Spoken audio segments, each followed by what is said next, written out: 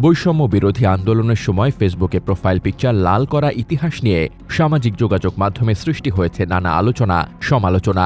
এ বিষয়ে রবিবার রাতে ফেসবুকে একটি ইতিহাস তুলে ধরেন বৈষম্য বিরোধী ছাত্র আন্দোলনের অন্যতম সমন্বয়ক রিফাত রশিদ। এই পোস্টটিতে নিজের প্রোফাইলে শেয়ার দিয়ে আরেক সমন্বয়ক মাহিন সরকার লেখেন, জনৈক তারেক আহমেদ বললেন, ফেসবুক প্রোফাইল লাল করার সিদ্ধান্ত দিয়েছিল শিবির নেতা ফরহাদ। এই তারেক কি পলিসির জায়গায় ছিল? সাইমুম ছিল পলিসিতে, সালমান ছিল, এরা ছিল শিবিরের। প্রোফাইল লাল করার আইডিয়া আমাদের কারোরই ছিল না। পরিকল্পনা ছিল চোখে মুখে লাল কাপড় বাঁধার। জুনিয়র নুরুল ইসলাম নাহিদ প্রথম প্রোফাইল লাল করে। ছাত্র শিবির যে ঘৃণ্য অপরাধ করল, ইতিহাস বিকৃত করার চেষ্টা করে, সেটা তাদের গাদ্দারিরই ধারাবাহিকতা মাত্র। বিভাজনের প্রথম সূচনা এদের হাত ধরেই হয়েছে। এদিকে রিফাত রশিদ তার ফেসবুকে লেখেন, প্রোফাইল পিকচার লাল, চোখে মুখে লাল কাপড় বাঁধা কর্মসূচিটা আইকনিক ছিল।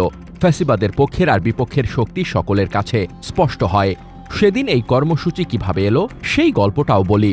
হাসিনা ৩০ জুলাইয়ের শহীদ আহতদের স্মরণে শোক দিবস ঘোষণা করে। এই ব্যাপারটা ছিল প্রচণ্ড রকম প্রহসনের। এই দিন কি কর্মসূচি দেয়া যাবে সেইটা নিয়ে ভাবছিলাম আমরা।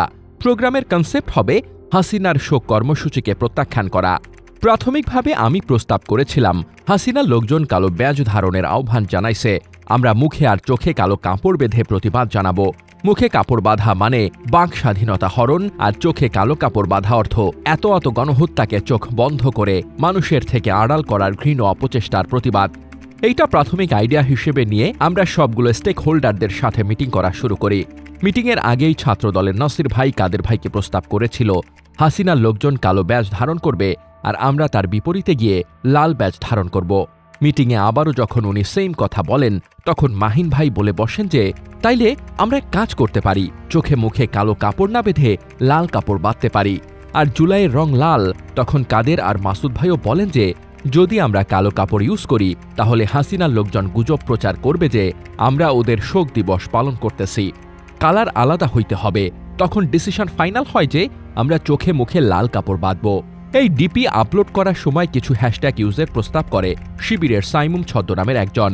তখন আমরা বলি, সম্ভাব্য কি হ্যাশট্যাগ দেওয়া যায় সেইটার একটা তালিকা প্রস্তাব করতে বলি। তারা সেটা পাঠায়ও। এরপরেই চোখে মুখে লাল কাপড় বাঁধার কর্মসূচি ঘোষণা করা হয়। এবার আসি ডিপি লাল করার ব্যাপারটায়। এটা হইছে একটা অর্গ্যানিক জিনিস। এই ডিপি লাল প্রথম করে আমাদের ২১ থেকে ২২-এর ম্যানেজমেন্ট পড়ুয়া ছাত্র শক্তির ছোট ভাই নুরুল ইসলাম নাহিদ। ও এই আইডিয়াটা মূলত পাইছিল পরিষদে থাকাকালে আমরা হাসিনার কোনো ব্যাপারকে প্রত্যাখ্যান করতে লাল কার্ড প্রদর্শনী প্রোগ্রাম করতাম প্রায়শই সেখান থেকে। লাল কাপড় চোখে মুখে বাঁধা কঠিন হওয়ায় ঠিক ১২টায় শোক দিবসকে লাল কার্ড দেখিয়ে দিলাম টাইপের একটা ক্যাপশন দিয়ে আপলোড করে দেয়। ওইটা তখন ঢাকা বিশ্ববিদ্যালয়ের শিক্ষার্থীরা কপি করা শুরু করে। আমরাও অ্যাপ্রিসিয়েট করেছিলাম, কারণ কাপড় চোখে মুখে বাঁধা সবার জন্য কঠিন হইলেও ডিপি লাল করাটা ইজিয়ার। রাত একটা বাজতে চোখে মুখে লাল কাপড় বাঁধার ব্যাপারটার চেয়েও ডিপি লাল করাটা ট্রেন্ডে চলে আসে, আর আমরাও সেলিব্রেট করি। সবাইকে আহ্বান জানাই ডিপি লাল করার জন্য। আর এই কর্মসূচি আমাদের পক্ষ আর বিপক্ষের শক্তিকে আমাদের সামনে স্পষ্ট করে দেয়। That's the actual history of DP লাল করার কর্মসূচি।